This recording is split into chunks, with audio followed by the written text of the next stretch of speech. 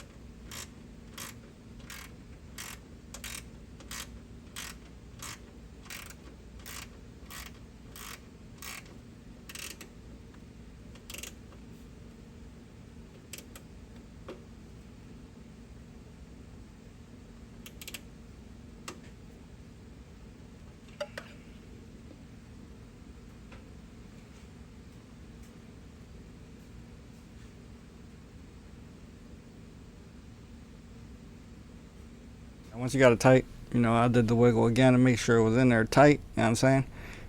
I'm trying to get you guys up close look to where you guys can see. Hopefully you guys can see where that bracket or that notch goes in around your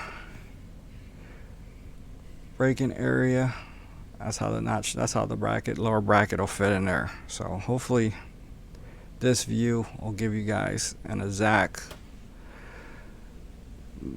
you guys will see how exactly it goes. Hopefully that helped. And now we're gonna put the hydraulic in there, hydraulic cylinder, or the damper I should say. You want to put it with a almost like upside down from what you would in your trunk, you know what I'm saying? Put the black part where the cylinder pushes up against, that way. So, and the shiny, well, where the cylinder pushes in on the bottom. So I had to take the hood bracket or latch off to lift the hood just a little bit to get that bottom part on. Once it's on there, your hood will still have a little bit of play until you get that second one on. So I just did it enough to get this side on, and then I put that hood latch back on. Alright, and then we'll go ahead and start on the next side. Alright, got these parts from a site called LexLand, which has amazing prices and amazing deals, so definitely go check them out. We have an affiliate link down below, as well as an affiliate code, which is SM20, to save you 20% off your entire order, which is an amazing deal. Definitely go check them out. We'll have the link down below in the description, as well as the code if you guys want to go over there and check them out. And thank you, LexLand, for partnering with us on this video. Now back to the installation process. Let's go. Alright, now here we are on the passenger side. We're going to go ahead and do the same thing as we did on the driver's side and get that top bolt off so we can put the bracket on. You can start with the top brackets, you can start with the bottom brackets. It don't matter, as long as you get all them 4 brackets in, you guys will be golden. So we're going to go ahead and get that top bolt off, which is once again 12mm. get it all the way off. And as long as you keep that bottom one tight, you won't have to readjust the hood or nothing like that. So get that off. I'm going to show you guys this little notch area where it's flat goes that way. So, and it almost slopes downwards. So if your bracket extend past the hood latches, you got it backwards. So it goes on there pretty flush. Alright, once again, get a finger tight and then tighten it down with the same amount of pressure you use to take it off. You don't want to go too crazy. I would have did it faster, but you know, wanted to show you guys that with a little ratchet kit you can do anything. I mean, if you got power tools, it might help you guys out do this job a little bit faster, but simple ratchet kit will work just fine.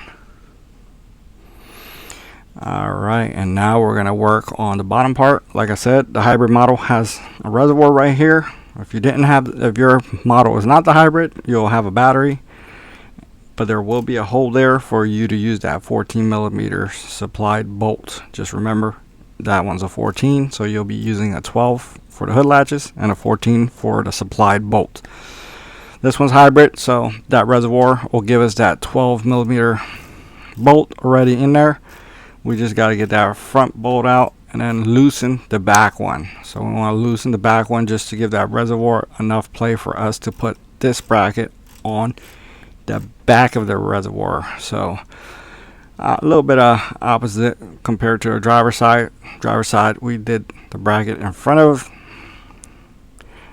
it. This one, the lower bracket goes tucked away behind the reservoir. So, and I'll try my best to show you guys an up close view of that one as well. This one, as you can tell, has a little notch on there. So alright, now we're gonna loosen up this back one. Don't take it out all the way because it is a tough spot to get to. So just loosen it enough just to get that reservoir some play. See, I'm testing it, still need a little bit more, so I went gave it a couple more turns.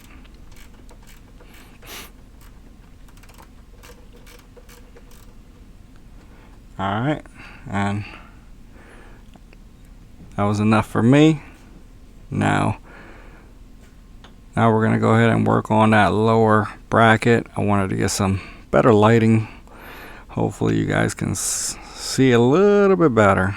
I mean, doing what I can for you guys. Hopefully this video helps.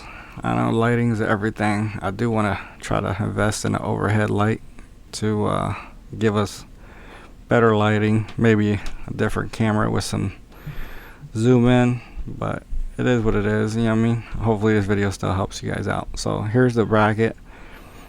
You don't want it this way because you see the notch will go out.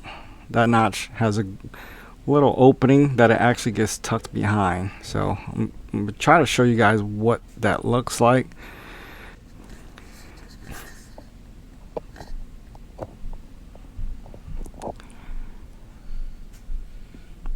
Alright, so here is the bracket. That little notch that goes in. There's actually a hole supplied that notch will go in already from the factory. It'll be behind our reservoir. Hopefully you can see it's right in front of where that bolt went. Hopefully you guys can see that. So it's right behind where that. I'm gonna try to slide it in one-handed. I don't know if it's gonna work, but you can kind of see where it goes in. It goes behind the reservoir and it goes just like that. And you can see the reservoir has its own notch. So just look where the reservoir's notch goes in. A little bit further up will be where this bracket's notch will go in. So, and as you guys can see, the reservoir goes in front of that. So hopefully that helps you guys out. I'll try to do my best to show you that up close. But now we're going to go ahead and put that 12mm bolt back in. Of course, get it hand tight. First couple threads on there. And do not forget to tighten down that back nut that you guys, or bolt that you guys loosen up. So Tighten the front one up because I don't want that bracket moving around.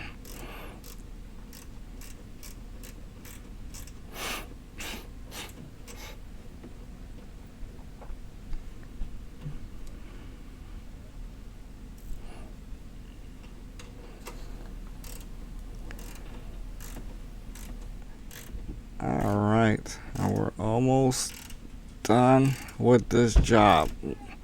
Once you get that front and bottom bolts tight, we're pretty much done. We just gotta put that damper on and that's it. So here I go, tightening the back one.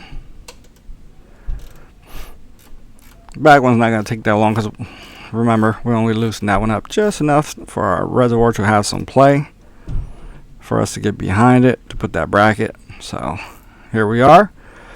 Then we're gonna go ahead and get that damper. Same way, you're gonna put it with the thin cylinder side facing down, and the black where the cylinder goes in on the top. So just keep a close look. So what I did is I took the hood latch off. That way I'm able to lift it up because it is on the opposite side. If you had a second person's help, that'd be a lot better, but it's alright. So put the top in first, and now getting that bottom one in. Make sure if that bottom one's face outwards, you rotate it inwards and push it in there. And there you go. And now you can let go, and the dampers got control of it. So I think that looks amazing. Definitely gives you a lot more room without the normal hood latch in the way. I'm going to test it a couple times. You go more than halfway and that thing just wants to come down, and then bring it up halfway and it just takes over. Look at that. I let go of it and it just goes all the way up. So right there, it wants to go down. Look at that. Beautiful, beautiful setup. Beautiful truck. Amazing job. Pop that thing open. So I just wanted to test it again because it was a nice little feature. Thanks LexLand for supplying us with these hood dampers. Again, use code SM20 for 20% off the entire order. Let us know if this helped you guys out. As always, let's customize the world. Thank you guys very much. See you guys on the next one.